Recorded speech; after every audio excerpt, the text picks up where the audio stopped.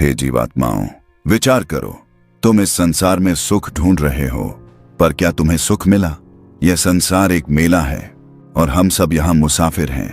तुम जिन देवी देवताओं को अजर अमर मानते हो, वे भी काल के चक्र में हैं। हम उस पूर्ण परमात्मा को भूल गए हैं, जो वास्तव में अविनाशी है। भक्ति का अर्थ केवल पत्थर पूजना नहीं, बल्कि उस सत्य को जानना है जो हमें जन्म और मृत्यु के चक्र से मुक्त कर दे।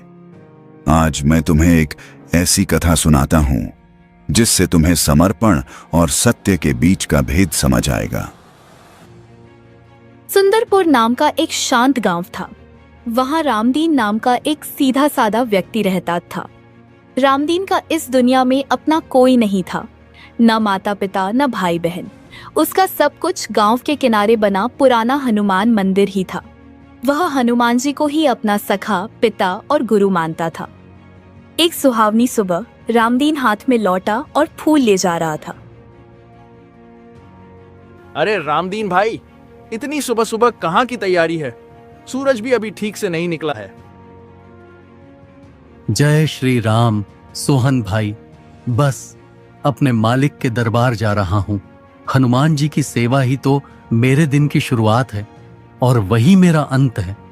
जब तक उनके दर्शन न कर लूं, अन्न का दाना भी गले से नीचे नहीं उतरता। तुम्हारी भक्ति को मान गए भाई, पर कभी कभी लगता है तुम अकेलेपन से भागने के लिए इतना पूजा पाठ करते हो। अकेला कहां हूं सोहन? जिसके साथ साक्षात संकट मोचन हो, वह अकेला कैसे हो सकता है? चलो तुम भी दर्शन कर लो, फिर मैं सफाई करूंगा। दोनों मंदिर पहुंचते हैं। रामदीन मंदिर की सीढ़ियों पर माथा टेकता है और अंदर जाकर सफाई शुरू करता है। हे प्रभु, देखो कितनी धूल जम गई है। लगता है कल आंधी आई थी। पर आप चिंता मत करो, आपका यह सेवक रामदीन अभी सब चमका देगा। हे अंजनी पुत्र, आप तो लंका जला सकते हो, पहाड़ उठा सकते हो, तो क्या एक फूंक से यह धूल नहीं उड़ा सकते? पर मैं जानता हूं आप चाहते हो कि यह सेवा मैं करूं। आपकी लीला भी आप ही जानो। रामदीन सफाई करते करते भाव विभोर हो जाता है और ध्यान में बैठ जाता है। तभी उसे एक अजीब सी अनुभूति होती है। उसके बंद नेत्रों के सामने अंधेरा छा जाता है और एक दृश्य उभरता है। हनुमान जी रस्सियों में जकड़े हुए हैं। रामदीन, रामदीन, मेरी सहायता करो, मुझे यहां से मुक्त करो। मैं बंधा हुआ हूं रामदीन। रामदीन हड़बड़ाकर आंखें खोल देता है। उसका पसीना छूट रहा है। यह क्या था? साक्षात महाबली जो दूसरों के संकट हरते हैं, वो मुझसे मदद मांग रहे हैं। नहीं नहीं, शायद गर्मी ज्यादा है, इसलिए मेरा दिमाग फिर गया है। मुझे घर जाना चाहिए। रामदीन घर लौट आता है, लेकिन उसका मन शांत नहीं है।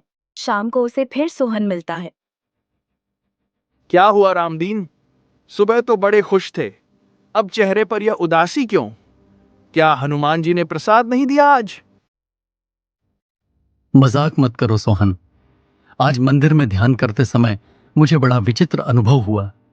मुझे लगा जैसे प्रभु रस्सियों में बंधे हैं और मदद की गुहार लगा रहे हैं। भाई, तुम दिन रात बस उन्हीं के बारे में सोचते हो, इसलिए ऐसा वहम हुआ होगा। अरे, जो तीनों लोगों को जीत सकता है, उसे कौन बांधेगा?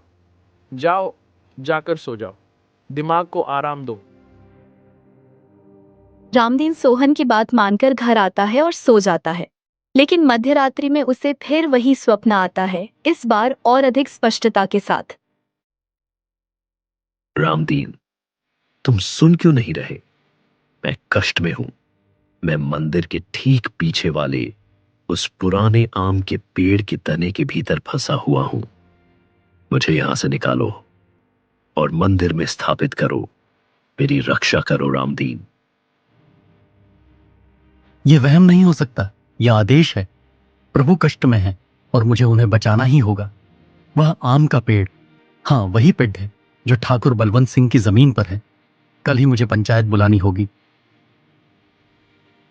कहो रामदीन, ऐसी क्या आफत आ पड़ी कि तुमने सुबह सुबह पंचायत बुलवा ली?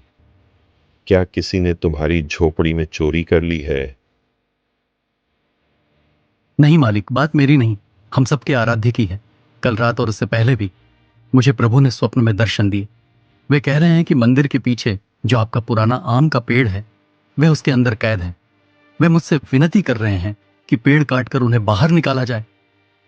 पूरी सभा में सन्नाटा छा गया। फिर अचानक ठहाकों की गूंज उठी। लो भाई, अब रामदीन को सपने भी आने लगे। अरे पागल हो गए हो क्या? रामदीन, होश में तो हो। वह आम का पेड़ मेरे परदादा के समय का है। वह हर साल क्विंटल भर आम देता है और तुम कहते हो कि मैं उसे कटवा दूं सिर्फ तुम्हारे एक सपने के लिए? ठाकुर साहब, मैं सच कह रहा हूं, यह मेरा पागलपन नहीं है। प्रभु ने खुद कहा है, एक पेड़ की कीमत भगवान से ज्यादा तो नहीं हो सकती। हम दूसरा पेड़ लगा लेंगे, पर प्रभु को कष्ट में कैसे छोड़ दें? बस बहुत हुआ। तुम्हारी भक्ति अब अंधविश्वास बन गई है रामदीन। अगर तुमने उस पेड़ की तरफ आंख उठाकर भी देखा तो मुझसे बुरा कोई नहीं होगा। यह तुम्हारा भ्रम है। जाओ यहां से और दोबारा ऐसी बेतुकी बात लेकर मत आना। सभा बर्खास्त की जाती है।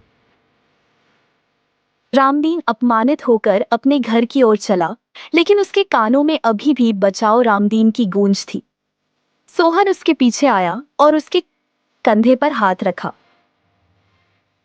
देख लिया, मैंने कहा था ना, यह सब मन का वहम है। ठाकुर साहब सही कह रहे हैं, वह पेड़ कीमती है, भूल जाओ इसे। कैसे भूल जाऊं सोहन? अगर मेरा बाप या भाई मुसीबत में होता तो क्या मैं ठाकुर की इजाजत का इंतजार करता? नहीं, वो मेरे सब कुछ हैं। अगर पूरी दुनिया भी खिलाफ हो जाए तो भी मैं अपने प्रभु को उस कैद से निकालूंगा। पर तुम करोगे क्या? जो एक भक्त को करना चाहिए। दोपहर की चिलचिलाती धूप में जब गांव वाले अपने घरों में आराम कर रहे थे, रामदीन ने अपनी पुरानी जंग लगी कुल्हाड़ी उठाई। उसकी आंखों में एक अजीब सी चमक थी। वह सीधा मंदिर के पीछे वाले आम के पेड़ के पास पहुंचा। क्षमा करना वृक्ष देवता, पर मेरे प्रभु तुम्हारे भीतर कष्ट पा रहे हैं। जय बजरंग बली। कुल्हाड़ी चलने की आवाज सन्नाटे को चीरने लगी। आवाज सुनकर पास के खेत में काम कर रहा एक मजदूर भागा। अरे गजब हो गया, वो पागल रामदीन ठाकुर का आम का पेड़ काट रहा है, रोको उसे। देखते ही देखते पूरा गांव और ठाकुर बलवंत सिंह वहां पहुंच गए। ठाकुर का चेहरा गुस्से से लाल था। पकड़ो इस पागल को, आज इसकी इतनी हिम्मत। 2-3 लठैतों ने रामदीन को पकड़ डिधा लिया और कुल्हाड़ी छीन ली। पेड़ का तना काफी हद तक कट चुका था। रामदीन, तुमने मेरी आज्ञा का उल्लंघन किया। इस पेड़ के बदले अब तुम्हारी खाल उधेड़ी जाएगी। बताओ, कहाँ हैं तुम्हारे भगवान? क्या तुम्हें इस लकड़ी में भगवान दिख रहे हैं? विश्वास रखिए मालिक, वो यही हैं, इसी तने के बीच में। झूठे कहीं के। देखो, मैं खुद देखता हूं। ठाकुर ने गुस्से में एक लठैत से कुल्हाड़ी लेकर उस अधकटे तने पर एक जोरदार वार किया। लकड़ी फटी और क्यों चमत्कार! जैसे ही तना 2 भागों में बंटा, उसके बीचों बीच से एक दिव्य प्रकाश फूटा। सभी की आंखें चौंधिया गईं। जब धूल और रोशनी छटी तो वहां हनुमान जी की एक प्राचीन और भव्य मूर्ति रखी हुई थी, जो ठीक उसी आकार की थी जैसा रामदीन ने बताया था। हे भगवान, यह तो साक्षात चमत्कार है। रामदीन सच कह रहा था। मुझे माफ कर दो रामदीन, मैं अहंकार में अंधा हो गया था। तुमने सत्य कहा था। पूरा गांव बजरंग बली की जय और रामदीन भैया की जय के नारे लगाने लगा। मूर्ति को बड़े सम्मान के साथ मंदिर में स्थापित किया गया। इस घटना के बाद रामदीन का जीवन बदल गया। लोग उसे साधारण इंसान नहीं बल्कि एक सिद्ध भक्त मानने लगे। उसके चरण स्पर्श करने वालों की लाइन लग गई। गांव में सुख शांति छा गई। लेकिन एक अजीब बात हुई। जिस घटना ने सबको भक्त बना दिया, उसी घटना ने रामदीन को नास्तिक बना दिया। वह अब मंदिर नहीं जाता था। वह उदास रहने लगा। वह घंटों उसी कटे हुए पेड़ के ठूंठ के पास बैठा रहता। एक दिन वही साधु कबीर साहिब जी का रूप गांव में आए और रामदीन को उदास बैठे देखा। क्यों बेटा रामदीन, पूरा गांव उत्सव मना रहा है और तुम, जिसने भगवान को खोज निकाला, यहां मातम मना रहे हो? क्या कारण है? महाराज, मेरा भ्रम टूट गया है।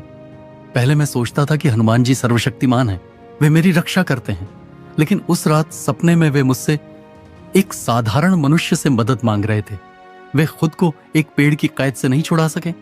जो भगवान अपनी रक्षा नहीं कर सकता, जो खुद रस्सियों और लकड़ी में बंध जाता है, वह मेरी रक्षा क्या करेगा?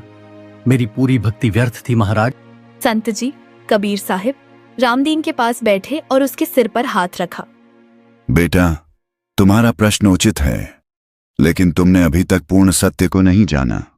तुम जिनकी भक्ति कर रहे थे वे सामर्थ्यवान हैं, पर सर्वशक्तिमान नहीं। वे अविनाशी नहीं हैं।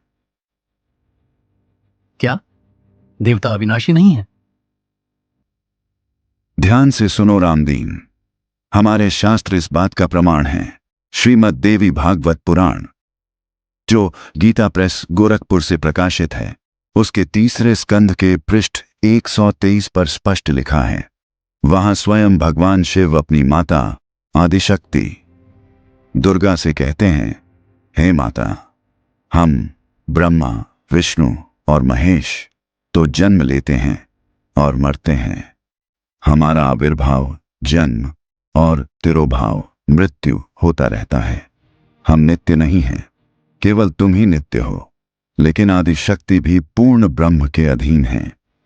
जब ब्रह्मा, विष्णु और शिव ही जन्म मृत्यु के चक्र में हैं, तो उनकी भक्ति तुम्हें मोक्ष कैसे दे सकती है? वे तो स्वयं अपने कर्मों और शापों के बंधन में बंधे हैं। जैसे तुमने हनुमान जी को पेड़ के बंधन में देखा। जो स्वयं बंधा है, वह दूसरे को पूर्ण मुक्त कैसे करेगा? तो महाराज, अविनाशी कौन है? किसकी शरण में जाऊं जिससे मेरा जन्म मरण का चक्र छूटे? वह अविनाशी पूर्ण ब्रह्म कबीर साहिब हैं। वे ही सत्पुरुष हैं जो न जन्म लेते हैं न मरते हैं। वे ही सबका भरण पोषण करते हैं। वेदों में उन्हें कबीर देव कहा गया है। बेटा, उस पूर्ण परमात्मा की भक्ति करो जो तुम्हें कभी मदद के लिए नहीं पुकारेगा, बल्कि हर पल तुम्हारी रक्षा करेगा। रामदीन की आंखों से अज्ञान का पर्दा हट गया। उसे समझ आ गया कि चमत्कारों से पेट भर सकता है या वाहवाही मिल सकती है, पर आत्मा का कल्याण केवल सत्य भक्ति से ही संभव है। रामदीन ने हाथ जोड़कर विनती की, हे गुरुदेव, मुझे क्षमा करें। मैं अब तक केवल परछाई के पीछे भाग रहा था। कृपया मुझे उस पूर्ण परमात्मा की शरण में लें। मुझे दीक्षा दें। तब संत रूपी कबीर साहिब जी ने रामदीन को नाम दीक्षा दी और सत्य भक्ति का मार्ग बताया। हे भाइयों, यह जान लो कि ब्रह्मा, विष्णु, महेश केवल एक ब्रह्मांड के मंत्री हैं, राजा नहीं। जैसे इस पेड़ को काटने पर मूर्ति निकली, वैसे ही वेदों और शास्त्रों का मंथन करने पर यह ज्ञान निकलता है कि हे भाइयों, यह जान लो कि ब्रह्मा, विष्णु, महेश केवल एक ब्रह्मांड के मंत्री हैं, राजा नहीं। जैसे इस पेड़ को काटने पर मूर्ति निकली, वैसे ही वेदों और शास्त्रों का मंथन करने पर यह ज्ञान निकलता है कि कबीर ही पूर्ण परमात्मा है। जो साधक पूर्ण गुरु की शरण लेकर सतनाम और सारनाम का जाप करता है, वही इस काल लोक, मृत्यु लोक से निकलकर अमर लोक, सतलोक जा सकता है, जहां जाने के बाद फिर कभी जन्म और मृत्यु का कष्ट नहीं भोगना पड़ता। यही सत्य है। कबीर, हम ही अलग अल्लाह हैं, कुतुब गो सर पीर, गरीब दास खालिक धनी, हमरा नाम कबीर। रामदीन अब एक सच्चा भक्त बन चुका था। उसने मूर्तियां पूजना छोड़कर जीवित गुरु के बताए मार्ग पर चलना शुरू किया और अपना जीवन सफल बनाया।